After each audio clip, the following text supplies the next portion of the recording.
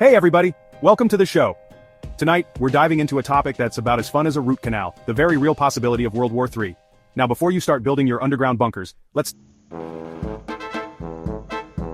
talk about the big players in this geopolitical game of chess, the United States, China, and Russia. Remember the Cold War? Yeah, well, it feels like these guys are trying to bring it back in style. The US and Russia have been at odds for decades, but the relationship has become even more strained in recent years. China, with its rapidly growing economy and military might, is challenging the US for global dominance. These three superpowers are engaged in a dangerous dance, flexing their muscles and vying for influence. They're like those inflatable tube men you see at car dealerships, just with more nukes. This rivalry isn't just about military power, it's about economics, technology, and ideology. The US and its allies are trying to contain China's rise, while China is determined to secure its place on the world stage.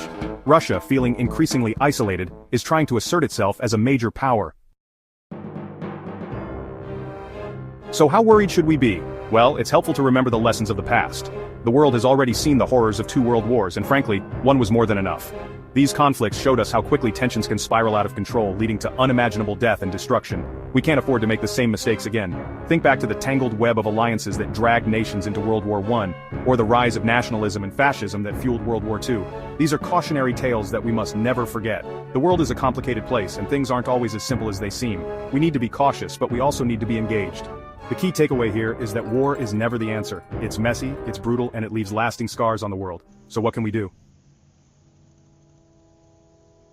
Well, for starters, we need to support international organizations like the United Nations. They may not be perfect, but they provide a forum for dialogue and diplomacy. We need to encourage our leaders to choose diplomacy over aggression and to seek peaceful resolutions to conflicts. Look, I know this all sounds a bit preachy, but it's important.